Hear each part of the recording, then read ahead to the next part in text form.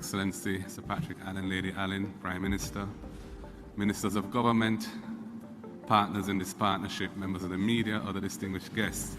The opposition affirms that it is committed to, as a responsible opposition, seeking to be a productive and constructive partner in identifying and implementing solutions to Jamaica's deep problems, while at the same time performing our constitutional role of holding the government to account and defending the Constitution of the Jamaican and the rights of the Jamaican people under the Constitution. We recognize that at Jamaica's stage of development, there are many things which require a national approach, a Jamaica approach, as opposed to a fragmented, politicized, antagonistic or adversarial approach. And we are committed to playing our part in trying to identify what those are, as has been done in this agreement, and being constructive partners in those areas of common ground. Even within those areas of common ground, there may be issues where we won't always agree on matters of detail or even matters of principle or policy, but we are committed to the idea of working together to fashion solutions in the interest of the country, rather than adopting an approach which is essentially divisive and counterproductive.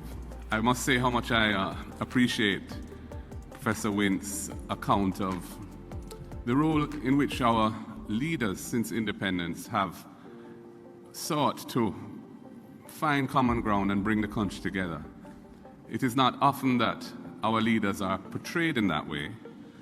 You know, politicians are generally the subject of a fair amount of negative commentary, and that's not to say much of that is not warranted. But if you step back and you look at our history, you'll see that there have been important eras of national life where we have collaborated in the best interests of the country. We have managed, through attentiveness to the need to be responsible and to maintain consensus around the electoral process, we've managed to largely eliminate political violence in this country.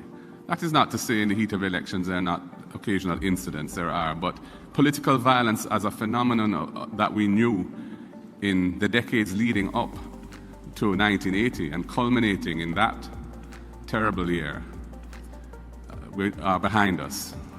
Similarly, we have a Charter of Rights that required bipartisan consensus to happen because of the rules of amending our Constitution. For most things that are of significance, they require the support of both sides of the aisle. And the Charter of Rights, which gave us not a perfect, but a much more modern framework for the protection of the rights of our citizens, was another achievement through bipartisanship. Prof. Wint has mentioned ESET, the entity that was established in the lead up to the passing of the Electricity Act of 2015 and enshrined, though it has a different name, but the essence of it is enshrined in that act, which was a significant social construct that enabled us to achieve investment in large volumes of investment, to transition from being wholly dependent on oil, essentially, and derivatives from oil, to renewables and, of course, LNG, a process which is not complete, but which really started out of ESET. And then the fiscal precipice that we faced how many years ago, and the solution around that, the difficult choices that had to be made, restructuring of public debt, significant tax reform, including additional taxes, to take us from an unsustainable fiscal path to one where there is consensus around the medium-term objectives of debt sustainability. Again, and the formulation of EPOC, which was a social construct to monitor and keep the public abreast of the delivery on the commitments that were made under that agreement, is another success story.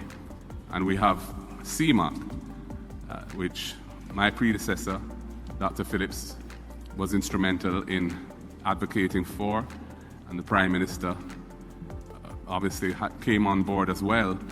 And that is an entity which needs to be revitalized and refreshed, and so that it can continue to achieve multipartisanship, not bipartisanship, but multipartisanship in the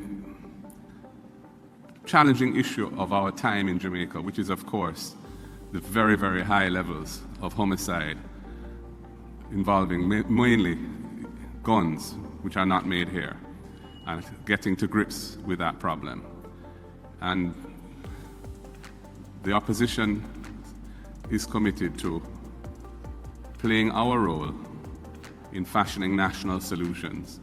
We must do so with a critical eye. Ultimately, that's our responsibility, and we are not going to renege on our responsibility to ensure that the interests of the Jamaican people are maintained, and that we bring that level of accountability through a critical eye to what's happening. But criticism is not the same thing as undermining or destabilizing genuine effort to achieve progress. We are not going to engage in that. Where we're critical, it is because we see that as a necessary and responsible position for us to take on a particular point of principle. And that will be maintained because we are in a Westminster-style democracy, and the role of the opposition is to bring that critical eye and to advocate accordingly. But I'm very happy to be at this historic occasion, the third such agreement being signed, the first for me.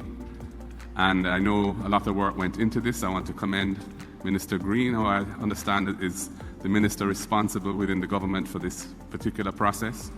And the fact that we're at the table, I'm sure many other people put in a lot of effort to get us this far.